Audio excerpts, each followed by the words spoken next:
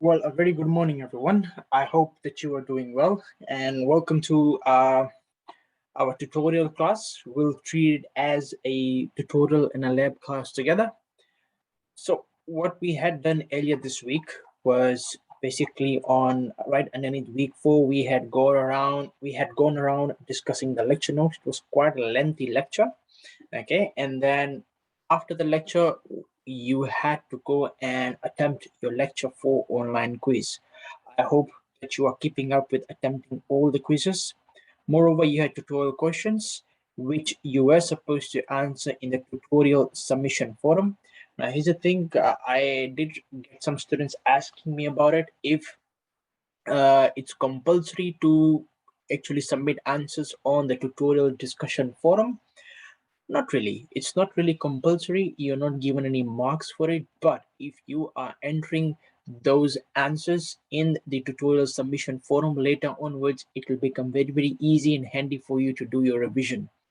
Okay, so please do make an attempt or do put in an effort to go and attempt all your tutorial questions. Now, just hopping into your tutorial questions, we have a total of 10 matching questions and 3 short answer questions, so not so long. And after that, we'll go and walk into our third choice exercise. Now, just on last week's video, on the tutorial recording, unfortunately, I ended up facing some technical errors to which I was not able to actually retrieve the video. And just because of that, I had just installed or I have uploaded a tutorial video from YouTube. So this week I'll make sure that I am quite uh, careful while I'm doing into this recording, and also I hope that I'm not facing any major technical issues. So before we continue with our tutorial discussion, is there any questions or any queries from anyone? So those of you who have joined us, thank you very much for putting in your time and effort to join us for this class. Any questions, any queries from anyone?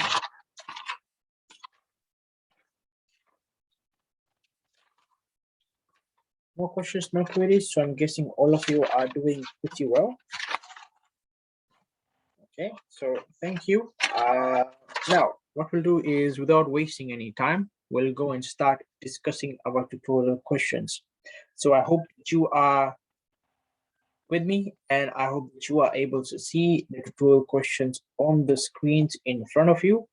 Now, for this particular tutorial, tutorial 4, you have matching questions. So altogether, you have close to about 10 choices of words which you are supposed to match with these 10 sentences. So it reads as, identify the letter of the choice that best matches the phrase or definition. So the very first one that you have is TCO, and then you have close-ended. After that, you have agile method, FDD, RAD, open-ended, case tool, pool, UML, and scalable. So we'll go and read out the sentences and then we'll try to match it up. So the first sentence is, these methods develop a system incrementally by building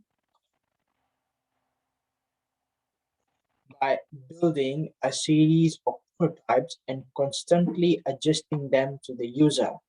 So number one, it says builds the system incrementally, and it involves a series of prototypes, and then it constantly adjusts them to the user requirements. So I'm guessing the answer over there is C, agile method.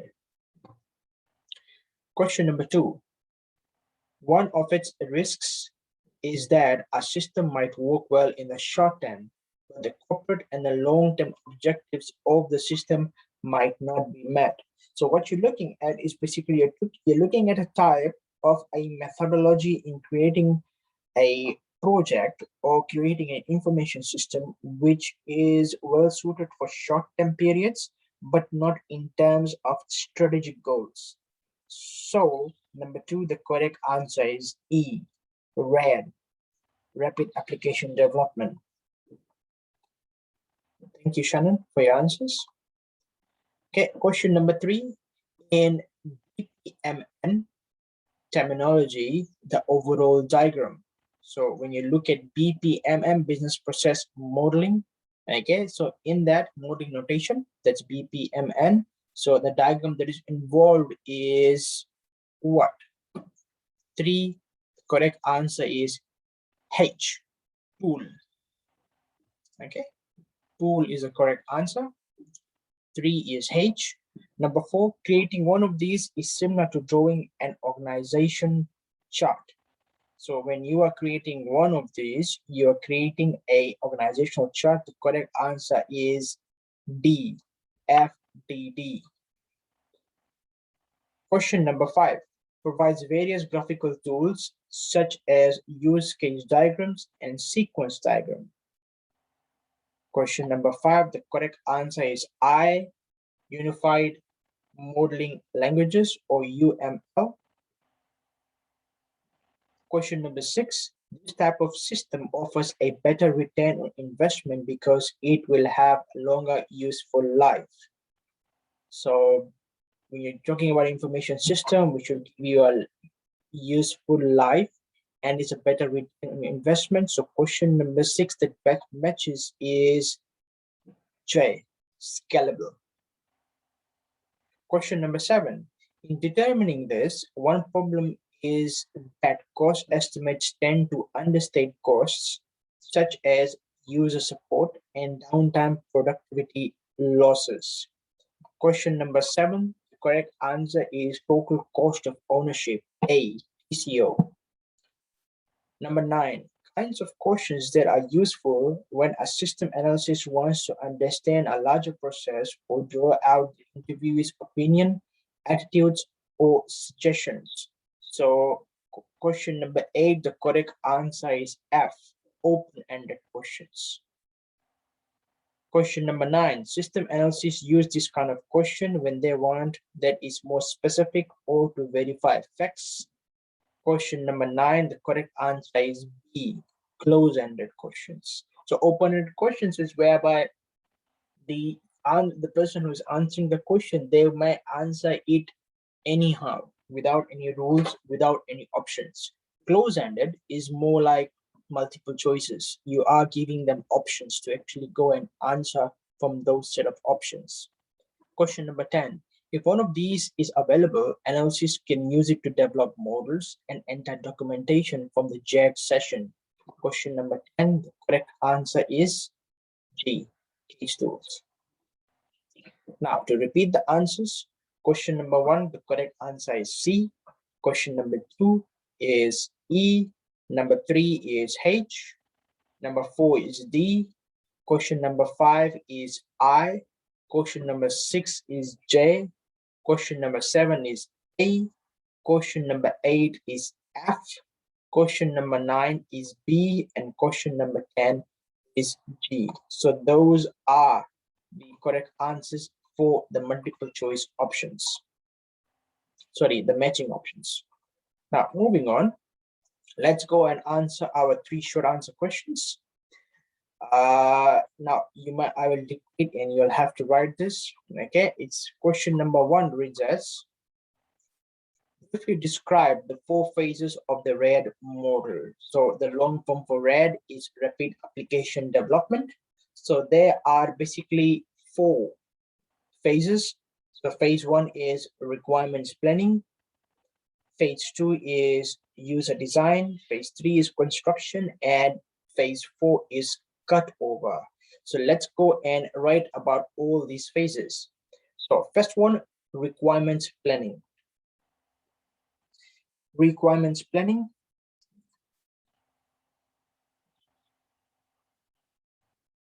dash, it combines elements of the systems planning. It combines elements of the systems planning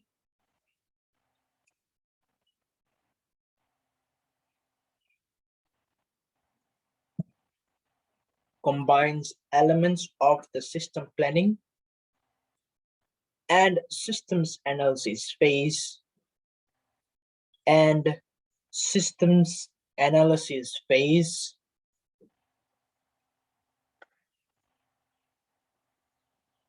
of the SDLC. It combines elements of the systems planning and systems analysis phase of the SDLC. Full stop. Users, managers, users, managers,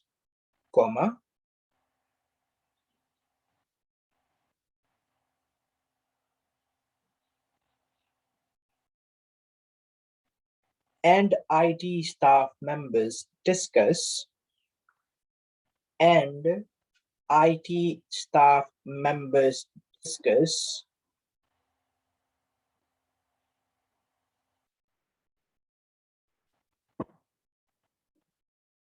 and agree on business needs, users, managers, and IT staff members discuss and agree on business needs, project scope,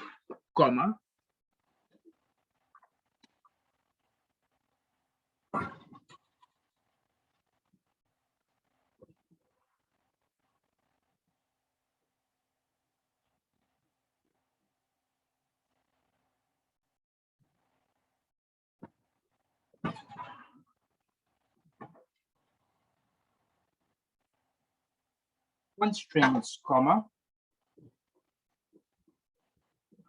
constraints,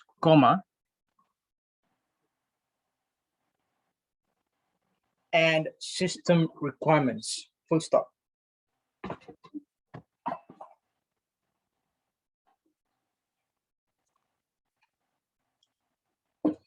The requirements planning phase ends when the requirements planning phase ends when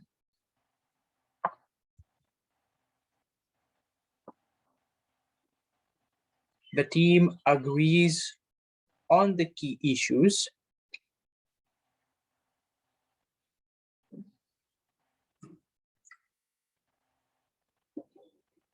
the requirements planning phase ends when the team agrees on the key issues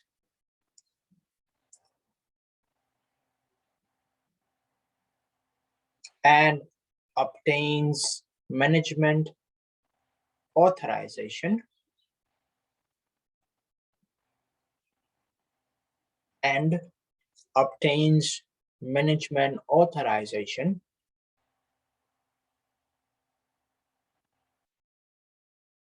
to continue, full stop.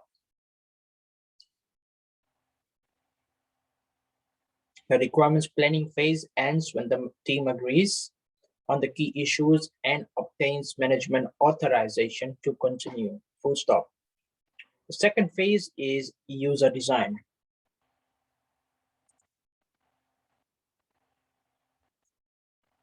User design, give a dash.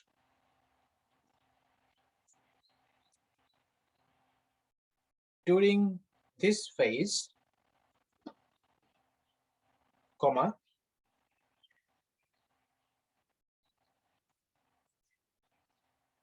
during this phase,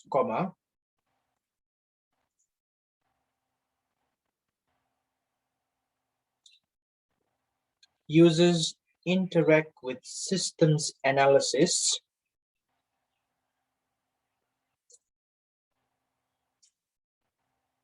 users interact with systems analysis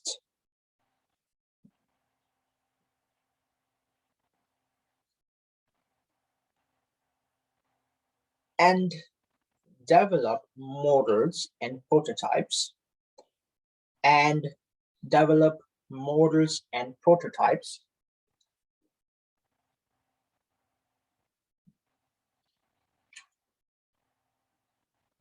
and develop models and prototypes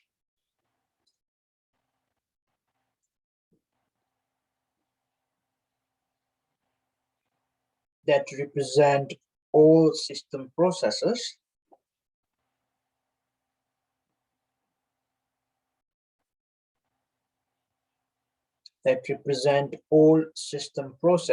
comma, outputs and inputs, full stop. That represent all system processes, comma, outputs and inputs, full stop.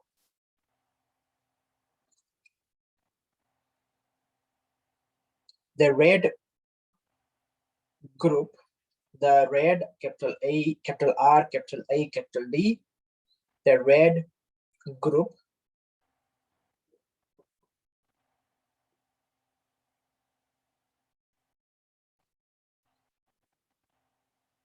uses a combination of techniques and case tools,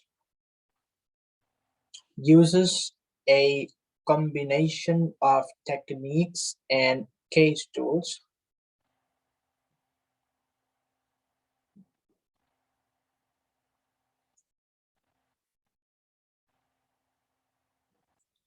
uses a combination of techniques and case tools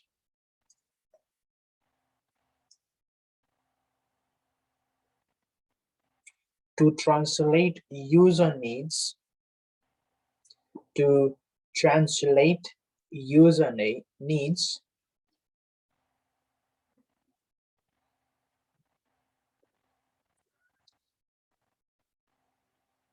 working models.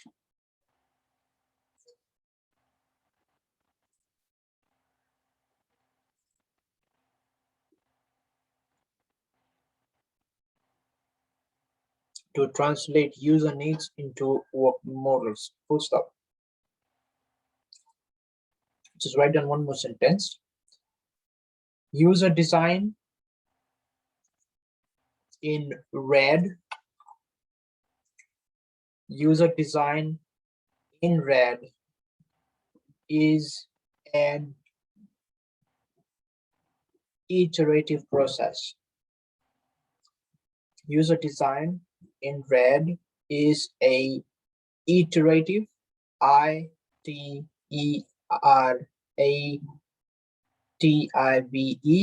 is an iterative process. That means the process keeps on repeating, full stop. The next phase that we have is construction.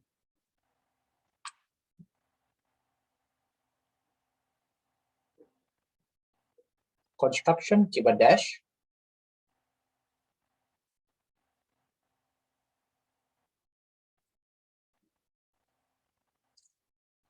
Focuses on program and application development.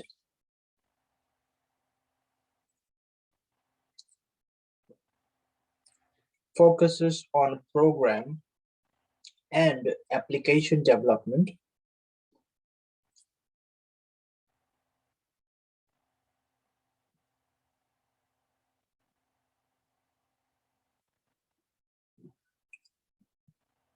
Focuses on program and application development tasks similar to the SDLC. Development tasks similar to the SDLC.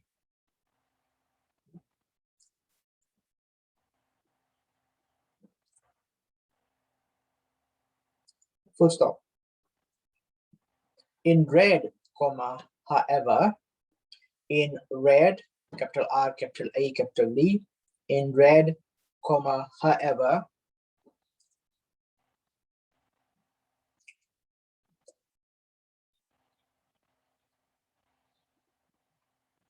users continue to participate.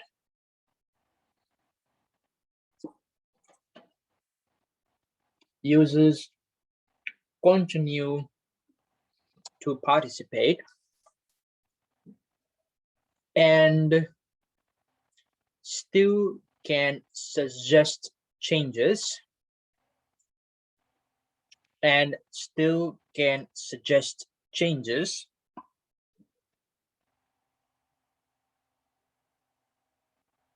or improvements, full stop. Users continue to participate and still can suggest changes or improvements, full stop.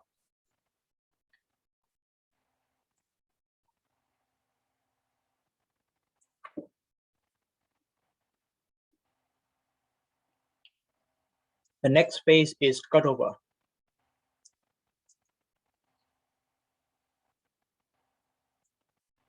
Cut over, so single word, CUTOVER, give a dash.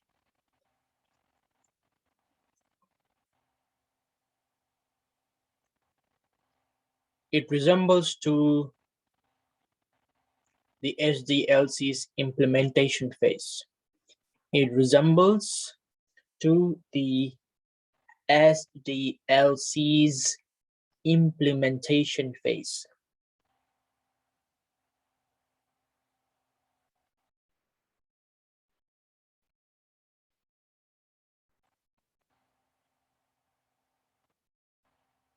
Full stop. Compared with traditional methods, comma,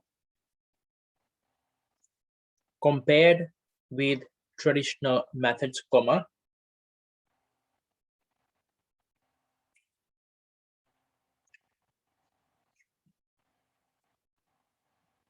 the entire phase is compressed.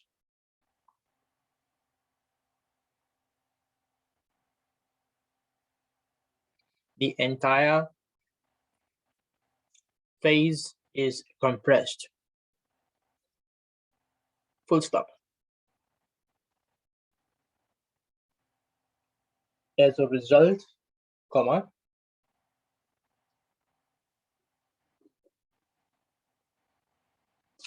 as a result, comma,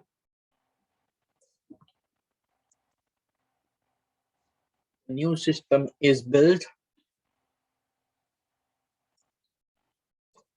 comma, the new system is built, comma,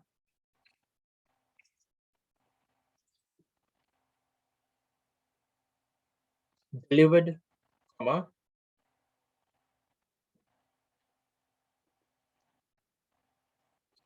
delivered, comma, and placed in operation much sooner.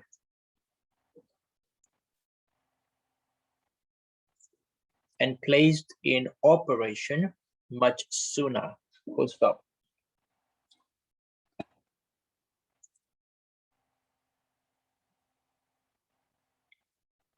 As a result, the new system is built, delivered, and placed in operation much sooner. Okay, that finishes question number 1. Question number 2. JED, RED, and Agile methods all have advantages and disadvantages. What are they? So first of all, we'll have a look at JED, Joint Application Development.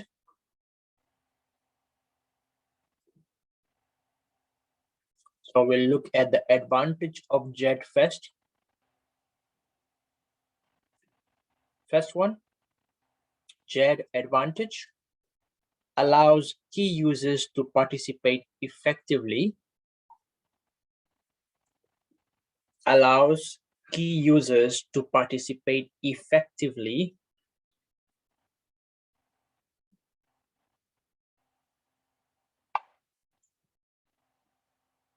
Allows key users to participate effectively in the requirements modeling process.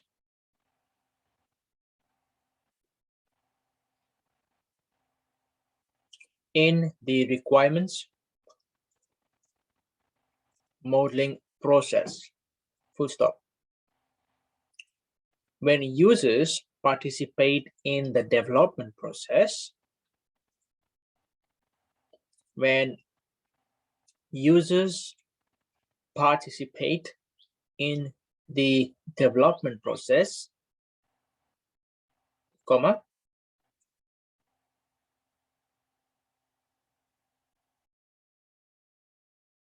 they are more likely to feel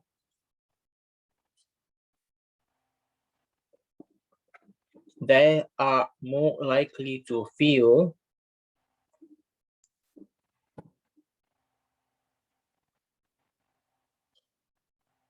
a sense of ownership. They are more likely to feel a sense of ownership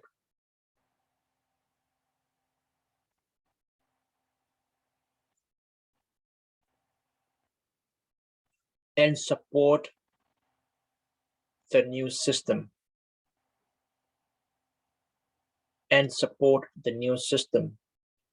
Full stop.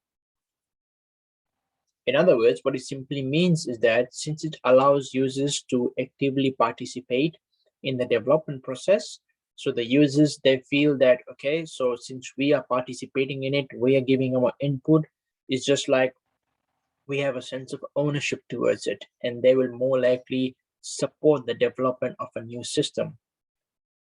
So that's your very first advantage. The second advantage is that when used properly,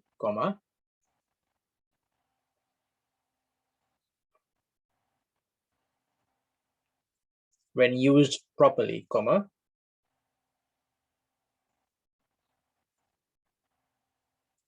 JAD can result in a more accurate, when used properly, JAD can result in a more accurate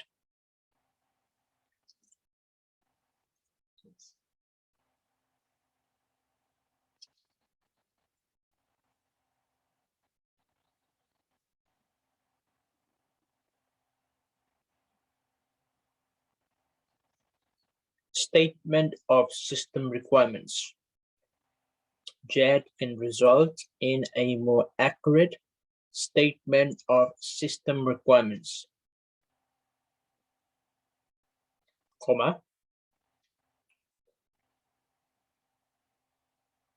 accurate statement of system requirements,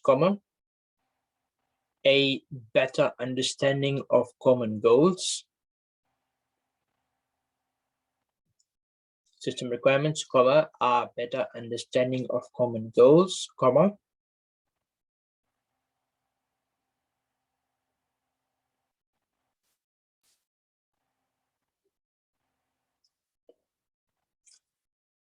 a better understanding of common goals, and a stronger commitment to the success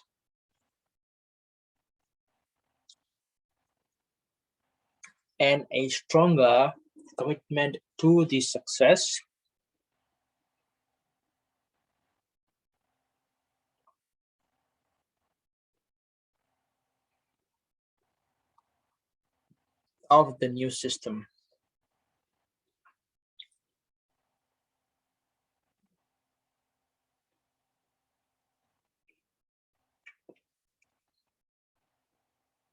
And a stronger commitment to the success of the new system. Full stop. So those were the advantages. Now, disadvantage. JAD is more expensive.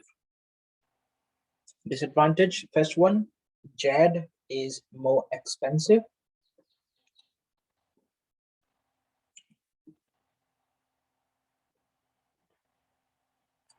Full stop.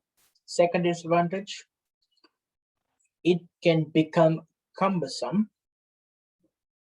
It can become cumbersome. That's C-U-M-E-R-S-O-M-E, cumbersome. Cumbersome meaning difficult to manage. If the group is too large, it can become cumbersome if the group is too large relative to the size of the project. Relative to the size of the project.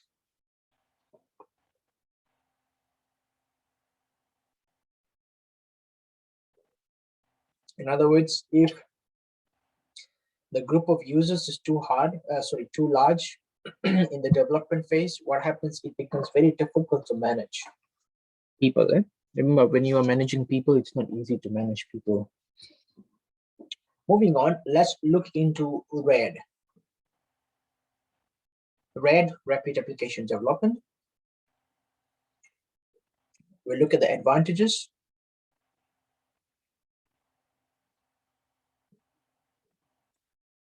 First one, system can be developed more quickly. System, put systems with the S. Systems can be developed more quickly.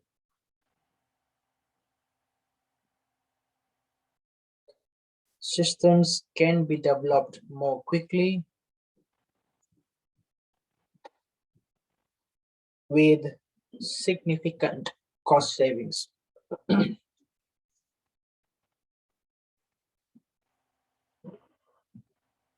Systems can be developed more quickly with significant cost savings. So that's the advantage. Disadvantage?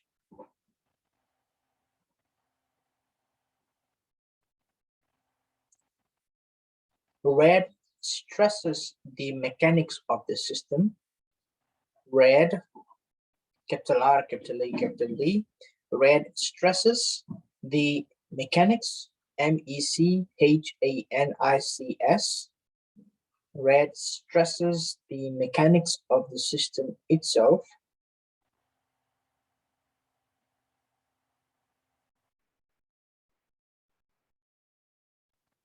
And does not emphasize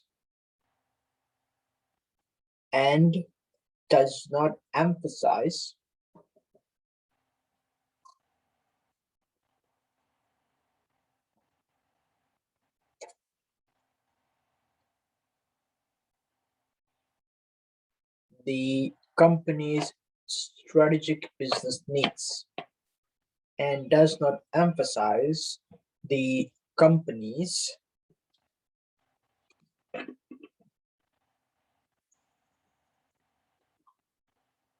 strategic business needs. Full stop.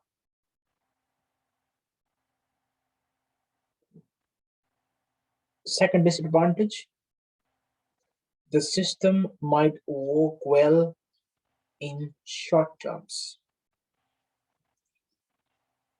The system might work well in short terms.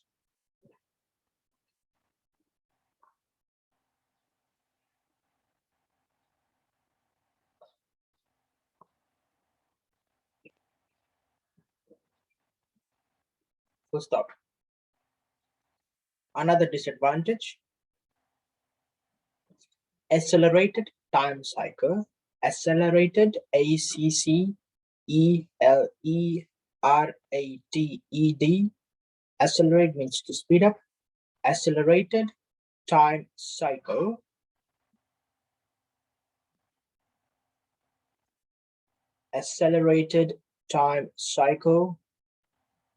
might allow less time to develop.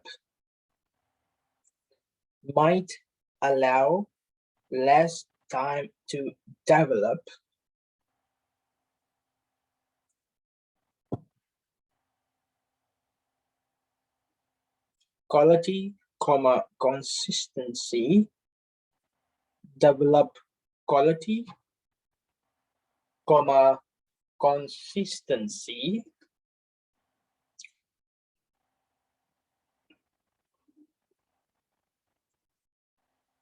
And design standards.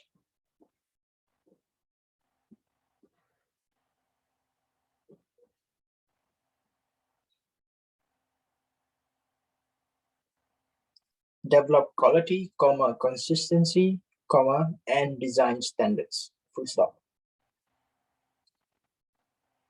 Now let's go and have a look at Agile and its advantages and disadvantages. Agile method. First advantage is it's flexible and efficient in dealing with change. It's flexible and efficient in dealing with change.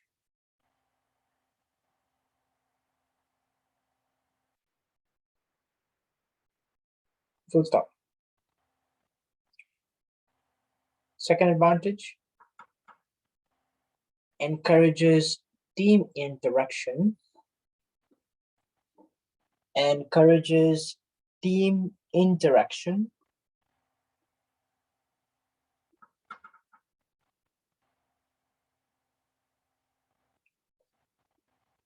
and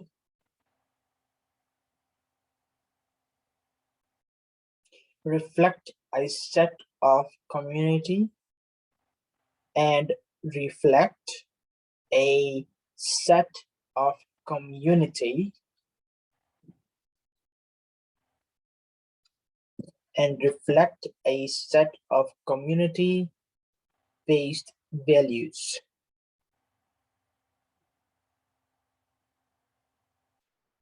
Reflect a set of community-based values. Full stop. Let's put down another advantage for agile methods.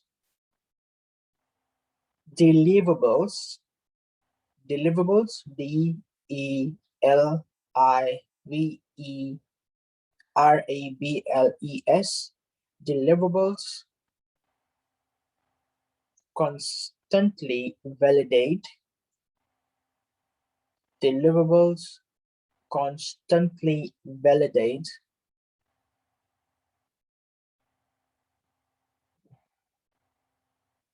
the project and reduce risk.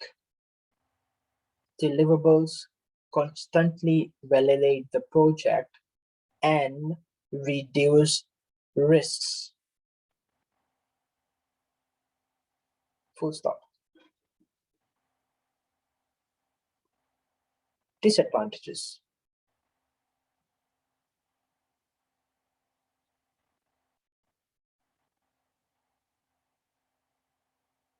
Team members need a high level of team members need a high level of team members need a high level of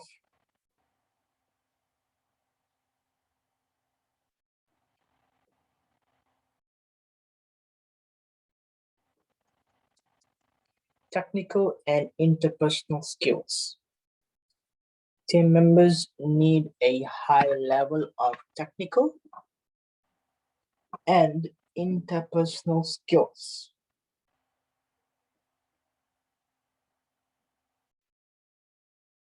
Technical and interpersonal skills. Full stop. Second disadvantage. Lack of structure and documentation. Lack of structure and documentation.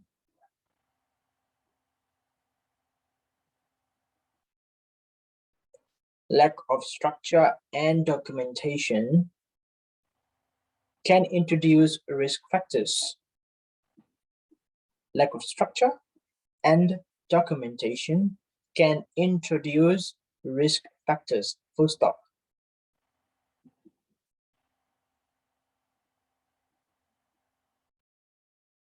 And the last advantage is that the overall project may be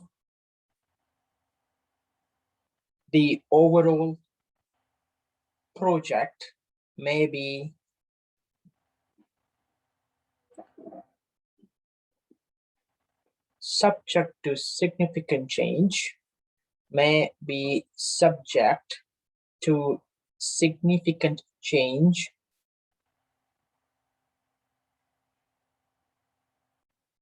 may be subject to significant change in scope as user requirements,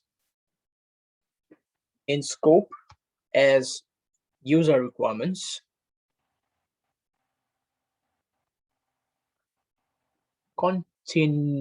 user requirements continue to evolve during the project. Change in scope as user requirements continue to evolve, VOLVE, evolve during the project, full stop.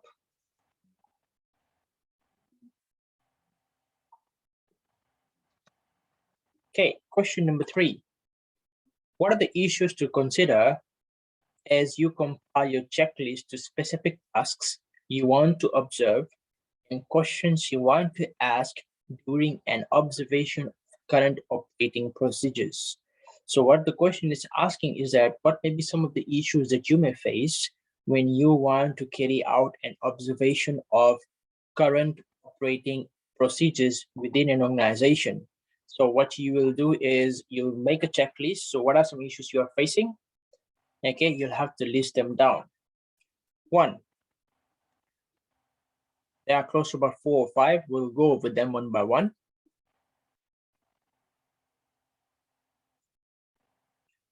Ask sufficient questions to ensure. 1, ask sufficient questions to ensure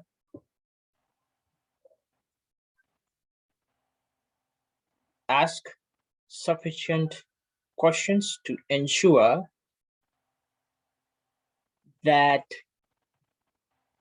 you have a complete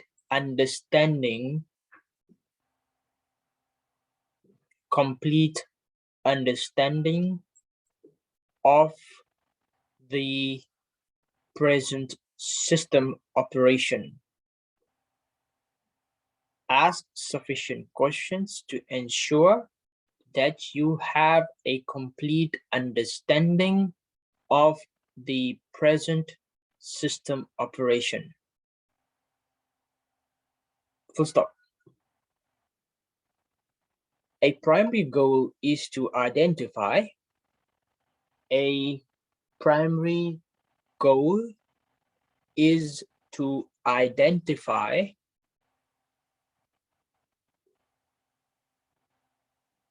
the methods of handling situations. The methods of handling situations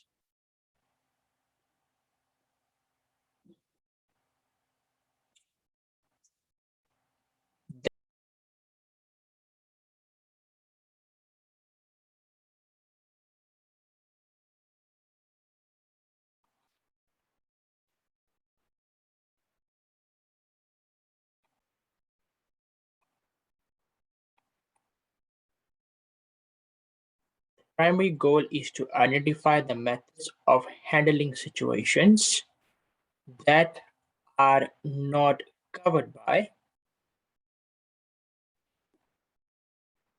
standard operating procedures.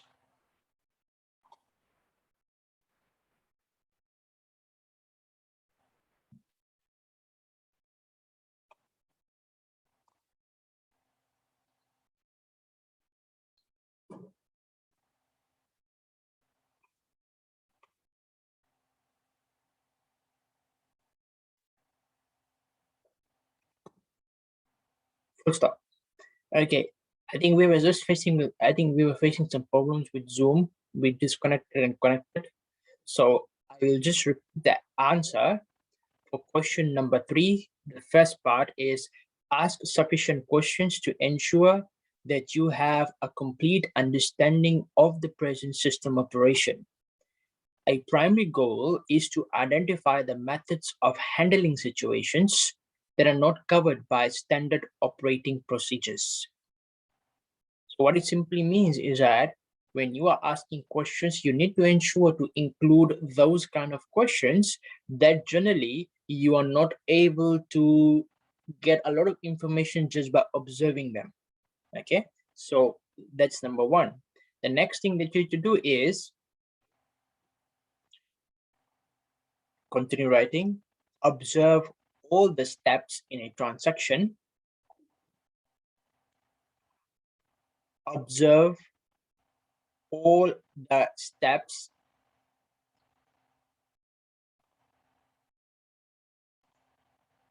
observe all the steps in a transaction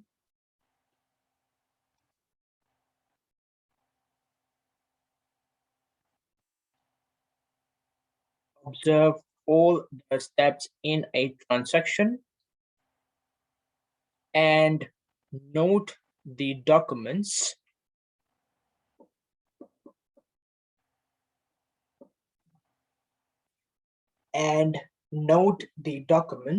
comma,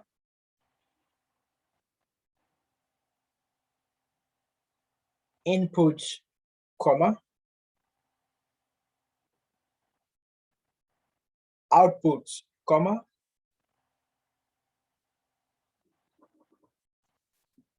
and processes involved. Full stop. Observe all the steps in a transaction and note the documents, inputs, outputs, and processes involved. Full stop. Next step, 3, for the next issue. Examine each form, comma, examine each form, FORM, examine each form, comma, record and report. Examine each form, comma, record and report.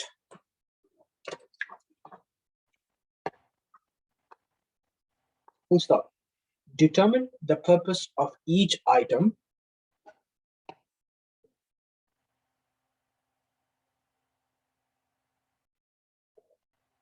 Determine the purpose of each item.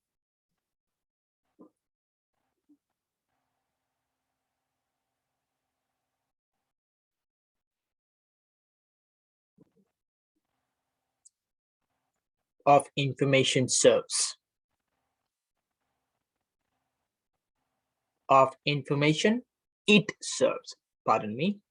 Purpose of, determine the purpose each item of information it serves. Full stop.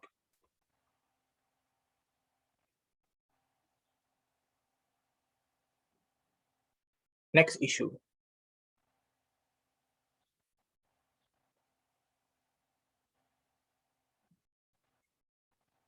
Consider each user who works with the system.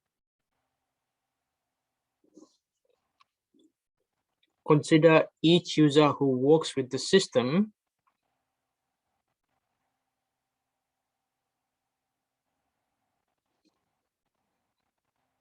Consider each user who works with the system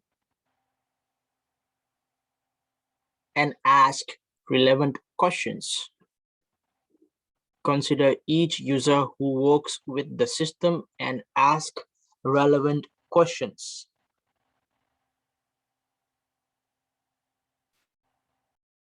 Full stop. Questions of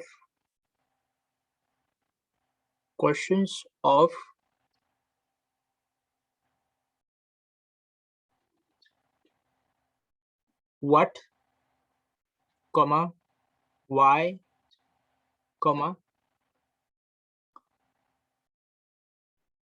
how, comma,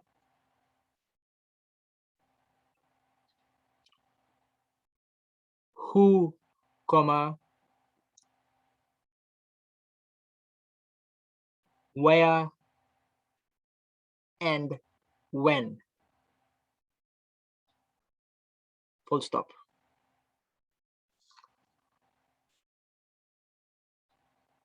Last issue.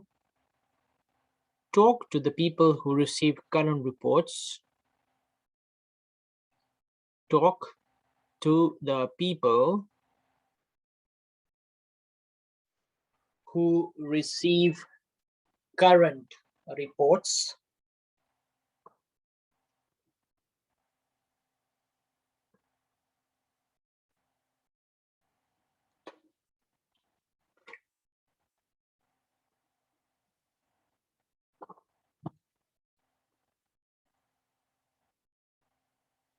To see whether the reports are complete.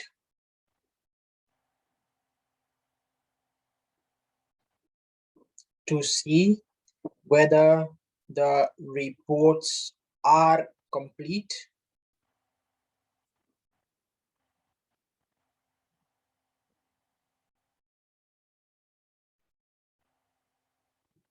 comma,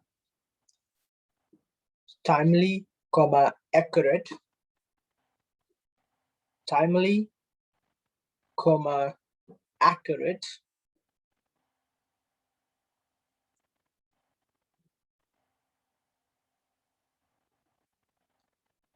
and in a useful form.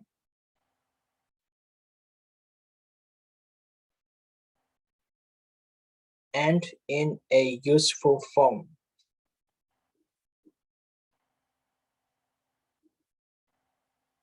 Full stop.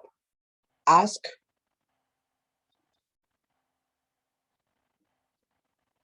whether information can be eliminated. Ask whether information can be eliminated.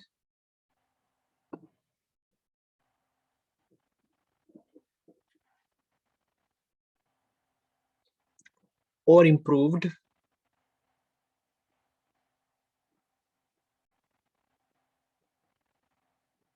Full stop. Ask whether information can be eliminated or improved. Full stop. So these are the 5 things that you want to put into consideration when you are trying to conduct observation of the current procedures within an organization. And this basically finishes up with our tutorial for the day. Now, this is not over yet. Next thing what we'll do is I will quickly go around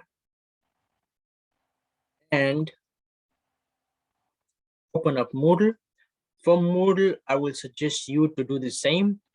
Under week 4, okay, you have a lab Excel file called PERT chart exercise. Can you download that up, please?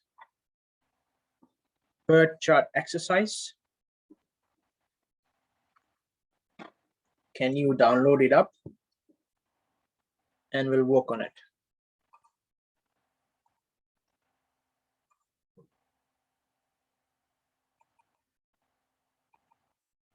By the way, your major project will be out this weekend. So please ensure to be a regular on Moodle announcements. Okay, I'll give you an assessment alert as soon as the project is going to be released on Moodle. You can start looking for group members. You will do this project in groups of 3, not more than 3. You can have group members less than 3. You can have pairs or you can do it alone. Okay, but not exceeding 3 members.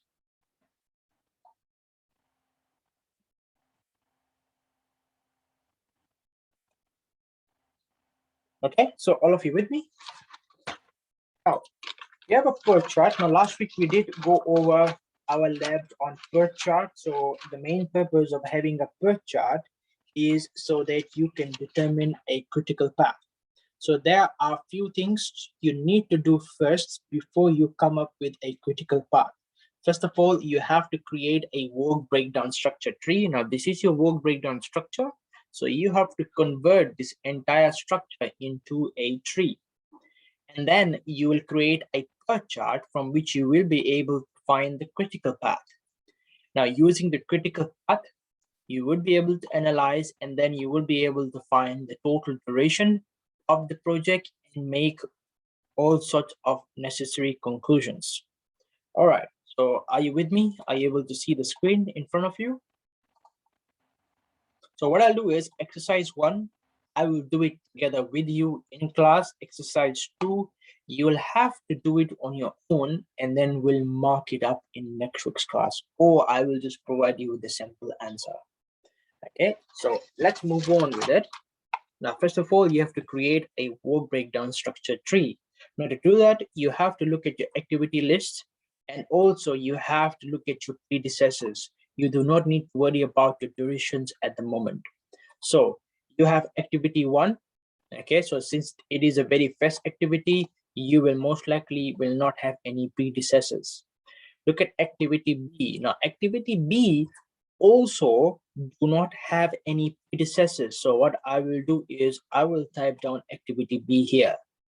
And then you have activity C. Now, this particular activity also does not have any predecessors as well. So C, so you have activity A, B, and C. So let me box them up. There you go. And also I need to center align it. All right. Now, if we look at activity D, now activity D is driven from activity A.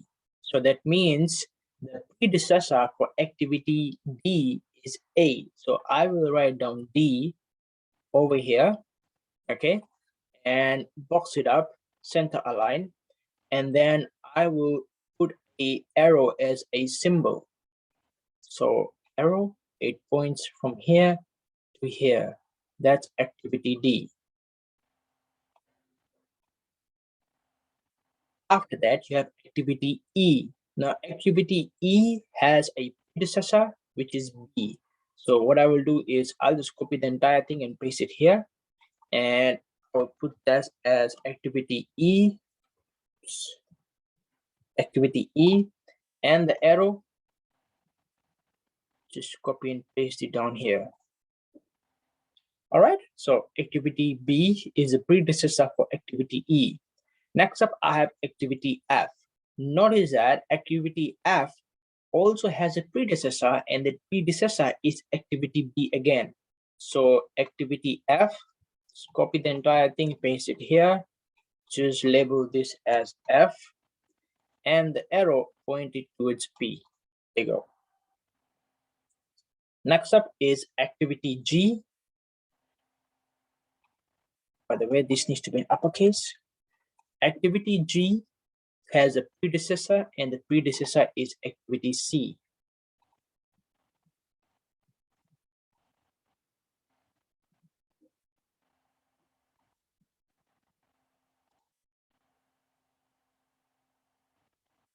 There you go. Okay. Now, so far, so good. After that, you have activity H, whereby the predecessor is D and E. Okay, so that means these two are the predecessors. So very quickly, I'll put down activity H over here, and the predecessor is D and E. So I need to point my arrows accordingly. So this is the first one, and E and E are the predecessors of activity H, or in other words, you can say activity D and E have a successor, which is activity H. After that, you have activity I, and the predecessor for activity I is activity G. So this is the predecessor. So what I will do is this. I will copy and paste it here, and activity I, the predecessor is G. So copy and paste very quickly, and then I will paste it over here. Okay, so you have G, which is the predecessor for activity I. The next activity that I have is activity J, and the predecessor is H, you have F, and you also have I. Okay, so I will place it over here. So activity J, and the predecessors are, first of all, is activity H. After that, activity F, which is here. And then you have activity I. So this is what your work breakdown structure tree would look like. Any questions, any queries, anyone?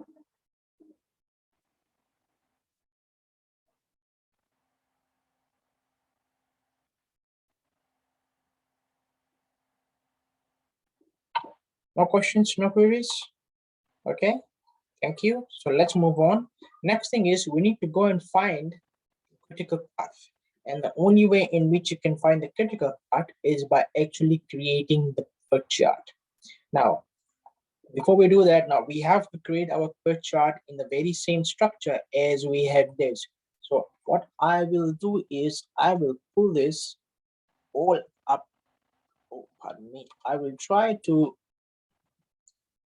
pull this and all of it somewhere up here. Okay, it moves a bit up so that it gives me some space to work on these things. Okay, now if you try to look at your model in terms of your per chart activity, okay, so you have early start, and then you have early finish. You have late start at the bottom, and then you have late finish. Over here, you have your activity name, and then here you have your duration. So if I would have to pick up the borders, put it center line, so this is what we have. Now you have to create individually all of this for each and every activity that you have in the same structure that your work breakdown structure tree is in. Okay, so what I will do is simply I will go and copy and paste. Okay, so this becomes activity A, and the duration for activity A is 1.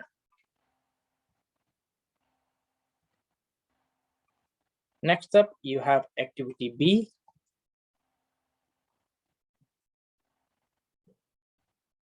And the duration for activity B is 2. Next up, you have activity C. So you have to copy and paste. Now, generally, you don't do this in Microsoft Excel. We generally do this in a pen or paper. Okay. Now, I'm just showing it to you through the use of Microsoft Excel because I have no other platform to show it to you online. So this is how we'll do it. And it's also more easier to create the box structures. So activity C has a duration of 3 days. Now, after that, I will have to create my activity D. And then you have activity E, and then activity F, followed by activity G. Straight up, you have activity H, you have activity I, and then activity J. So let's go and just edit this. So activity D, the number of days or the duration for activity D is 4. Activity E, the duration is 5. And then activity F, the duration is 6. Activity G, the duration is 6 as well. Activity H, duration is 6. Activity I, the duration is 2. And activity J, the duration is 3. Now, once you have allocated all this, just go and remove all the ES, early start and early finish, or you can just leave it in Excel. It's easy to edit. I'll just put down the arrows accordingly. So another one pointing here.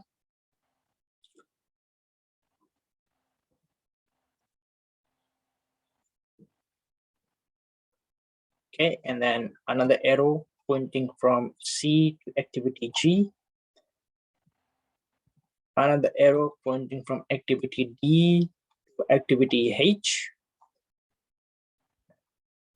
Another arrow pointing activity E to activity H. Another arrow pointing activity G to activity I. And then you have 3 more arrows pointing from activity H to activity J. And then another from activity F to activity J. And the last one, which is going to point from activity I to activity J. So we have made our per chart structure just by our WBS tree. Now, just go and cross check again so that you are not making an error. So A to D, and then B, E, then B to F, C, G. After that, you have B, which is the predecessor of H. E is also the predecessor of H. And G is the predecessor of activity I. And then The activity J has 3 predecessors, H, F, and I. So all good at the moment. Now, I will go and start putting in our early start. So activity A, let's quickly go and remove all this so that it becomes easy for us to work on those per chart activities.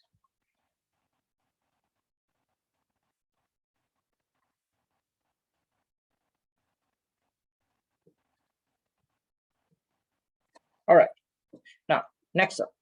So we're just starting off with the activity, so you'll have 0. Okay, your duration is going to be 0. So 0 plus 1 gives you a value of 1. Over here, it will also start with 0 since there's no predecessor. So 0 plus 2 gives you a value of 2. And then you have 0 plus 3 gives you a value of 3. Okay, now from here, okay, so your early finish is 1. So that becomes the early start for the following activity. So this becomes 1. 1 plus 4 gives you a value of 5. Likewise here, your early finish becomes the value for your early start.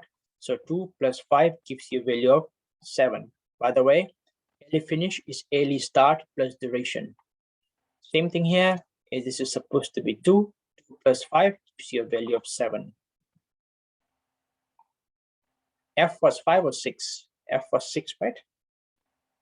So it's supposed to be 6 and not 5. So 2 plus 6 gives you a value of 8. Be very careful when you're putting in your duration. E is 5. All right. Now, over here, your early start is going to be the early finish of the predecessor activity. So therefore, this is going to be 3. So 3 plus 6, 6. The value is 9. So far, so good. Now, if you look at activity D, which is the predecessor for activity H, so early finish becomes the early start. So 5 plus 6 gives you a value of 11. Now, am I doing it right or am I doing it wrong? 7. Is it supposed to be 5 or is it supposed to be some other value? Supposed to be 7. Supposed to be 7. Supposed to be 7. Now, why 7? You'll notice that activity H has 2 predecessors, D and E. That means in order for activity H to actually kick off, it needs to ensure the previous 2 activities are completed. So in this case, activity E takes 2 days longer than activity D. So that means it cannot continue, or it cannot commence rather, unless and until activity E is completed. So therefore, the value here is going to be 7. 7 plus 6 gives you a value of 13. Now, let's go down to activity I. Now, activity I only has one predecessor, which is activity G. So the early finish becomes the early start for activity I. So this is 9. 9 plus 2 gives you a value of 11. Now, activity J has not 1, not 2, but 3 predecessors. In other words, in order for activity J to commence or begin, it needs to ensure all the other 3 activities are completed and then it can commence. So if you look at activity H, it takes a total of 13 days to finish. Activity F, it takes a total of 8 days to finish. And activity G, activity I, which is a total of 11 days to finish. So the longest time period will come in as early start, which is 13. So 13 plus 3 gives you a value of 16. So that generally gives the answer for your question number 3. What is the total duration of the project? Is 16. Okay, so you've got that answer already, but we have not yet determined the critical path. So over here, we'll write down as 16 days. If you are to, you can write this down right to the very end. It's totally up to you. Now, your early finish becomes the late finish value as well. Now we'll go on the opposite direction from the right to the left. So from left to right, we're adding, and you're looking at your value in terms of more than one predecessor. When you're going from right to left, you are subtracting and you're looking at the smaller value in terms of the successes.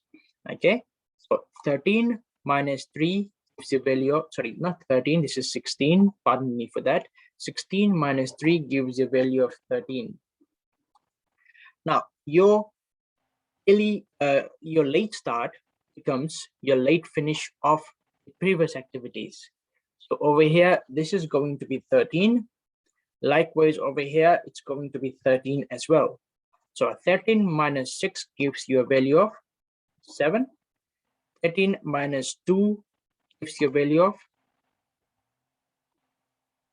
11.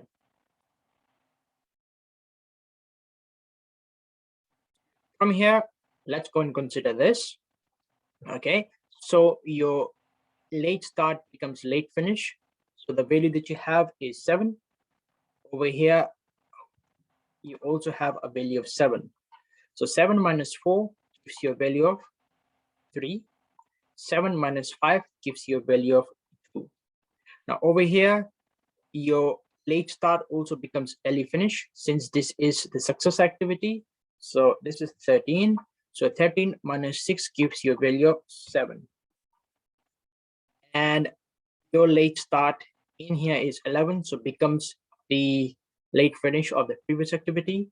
So 11. So 11 minus 6 gives you a value of 5. Now, this becomes pretty simple.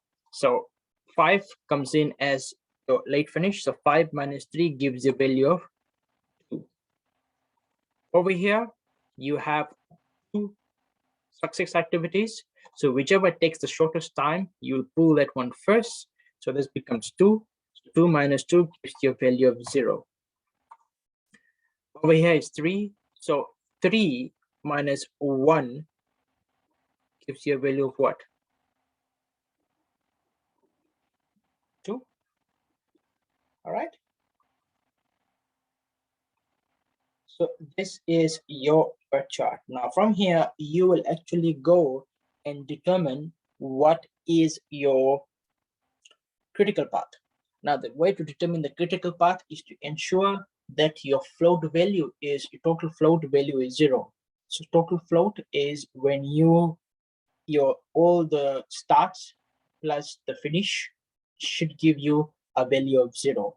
So if you look at that, so 2 minus 2, 2 minus 0 gives you a value of 2. Pardon me, my Excel is loading up. Okay, while it is loading up, okay, it's done. 2 minus 0 gives you a value of 2. 3 minus 1 gives you a value of 2. So 2 plus 2 is equals to 4. That means this is out. Now 0 minus 0 gives me a value of 0. 2 minus 2 gives me a value of 0. So 0 plus 0 gives me a value of 0. So that means this is in. Okay, let me just highlight this. Now over here, 2 minus 0 gives me a value of 2. 5 minus 3 gives me a value of 2. So this becomes 4. So this is also out. 3 minus 1 gives me a value of 2. 5 minus, not 5, 7 minus 5 gives me a value of 2. So this is also out. Now, 2 minus 2 gives me a value of 0. 7 minus 7 gives me a value of 0.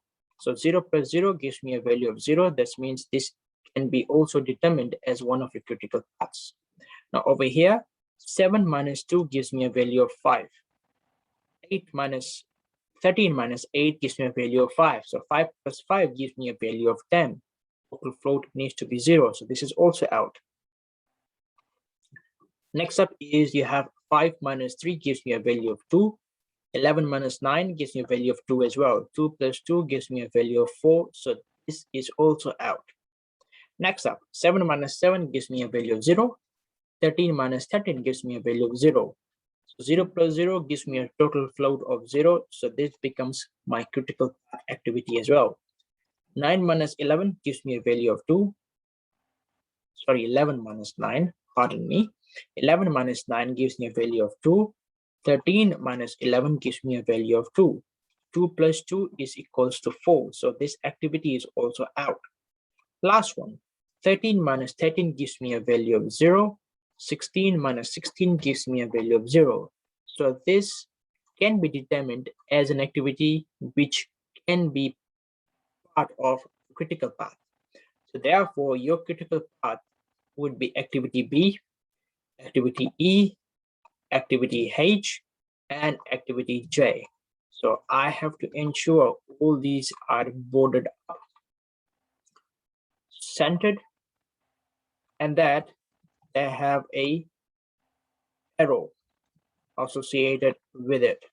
So that means your critical path is at such total days for the project to complete is 16. Now activity A, now what we can determine from this here is that for activity A, you can begin the activity with a late start. That means you can start this activity 2 days after, within the 2 days after the starting stage. It means you can afford a late start of 2 days. Same thing with activity C. With activity G, that means you can accommodate a late start of 5 days. Over here, late start of 2 days, sorry, late start of 7 days. In here, you cannot afford to do so. All right, so that's what it generally indicates. Now, another type of question that you get with these kind of questions in relation to per chart is your total days is 16. Let's say somehow or the other you begin your project 5 days late. So when you begin your project 5 days late, what happens is that your overall total projected duration also adds another 5 days. So therefore your total is going to be 21. Do note this, sometimes your duration over here is given in days. What if the question says that your project is delayed by a week? And a week would be 5 working days. So therefore, if it's delayed by a week, so you add 5 to 16.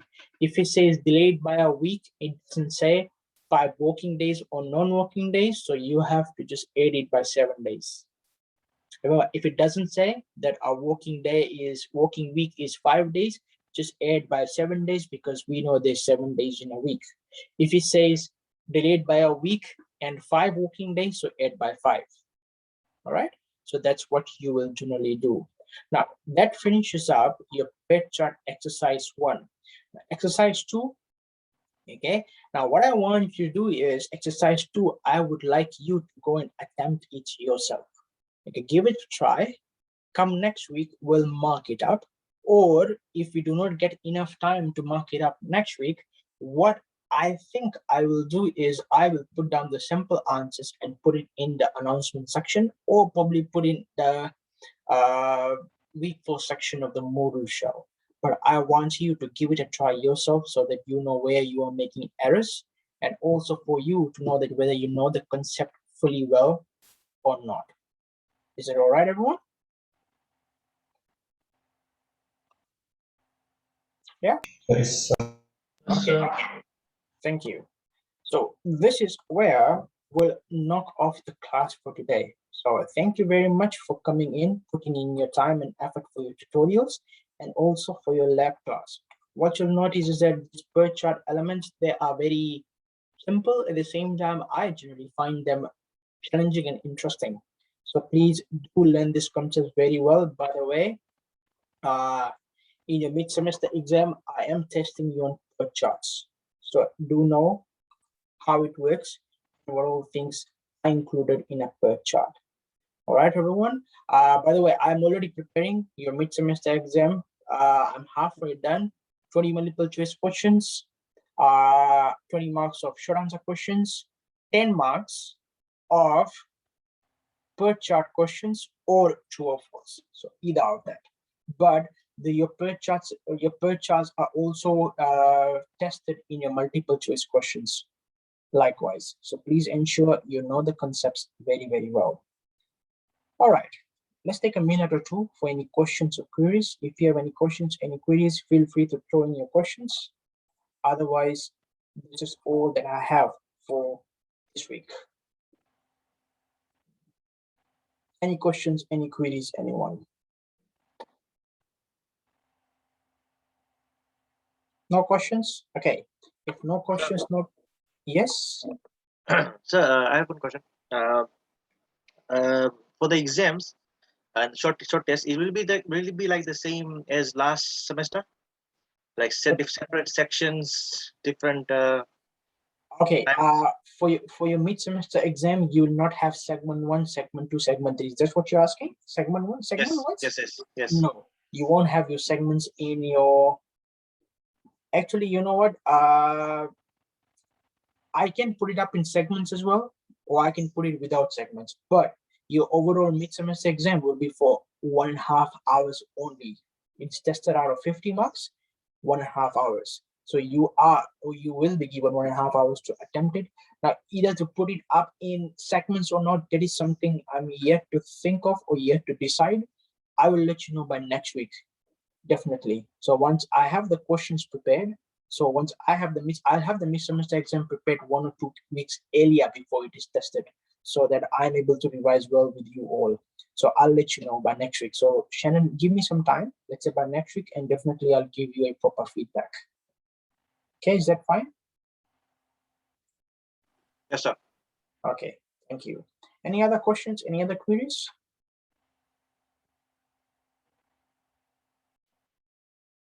Okay, so no questions or queries. So this is all for today. Thank you very much for joining in. Please do take care and stay safe, as you must be witnessing that the positive cases in the Western region is increasing. Try to stay home as much as possible and keep up with the studies. So if you have any questions or queries, feel free to drop me a message on Moodle or send me an email. All right. Thank you, everyone. See you all next week. Thank you. Thank you, sir. Thank you.